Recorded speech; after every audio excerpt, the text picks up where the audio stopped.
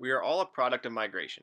It is impossible that your entire bloodline has lived on the same piece of land, on the same continent, in the same part of the earth since the beginning of human existence.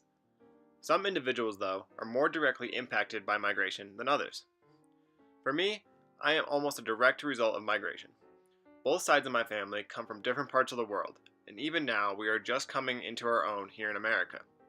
You see, I am only the fourth person in my family to attend college. I am part of a small handful of relatives that are US citizens. My migration story is fresh. I guess to start the story, I'll begin with my grandfather. He moved, or well, was forced to relocate at the age of 5 from Norway near the end of World War II. My great-grandfather was a member of the Norwegian Resistance Movement, which was an armed Nazi resistance group. During the occupation of Norway at the end of the war, Nazi soldiers attempted to threaten my great-grandfather and his family, so he sent his wife along with my grandfather to America to make sure they escaped. When my grandfather arrived and passed through Ellis Island, he was initially met with extreme difficulty, having to live on the streets for the time being until my great-grandfather arrived.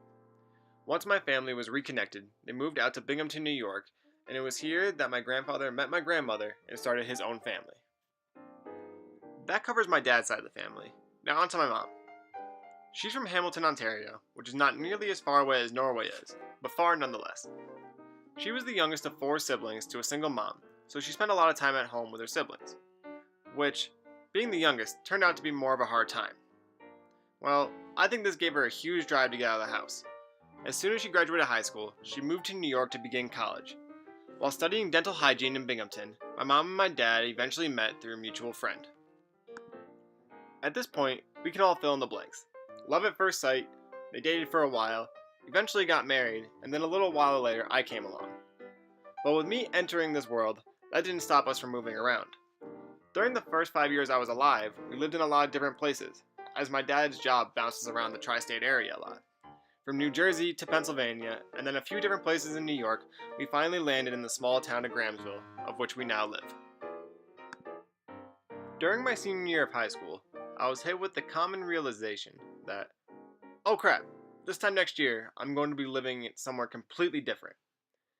At that moment, my brain shifted into application mode, and out went 15 applications to different schools.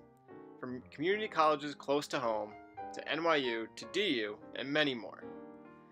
It's terrifying to think that you're going to have to leave at one point, but in the back of your mind, you know everything is going to be okay. Deciding on which school to go to kept me up so many nights. Do I want to stay close, or do I want to go far away? The age-old question when it comes to college. Well, as you can see, I picked far. So now, I live here in Denver, just like the rest of us. Coming from a small school in New York, I'm only one of 2 kids who left the Northeast after graduation, and I haven't looked back once. I truly appreciate where I come from, and where my family's roots lie, but I also look forward to seeing what my own migration story has to hold.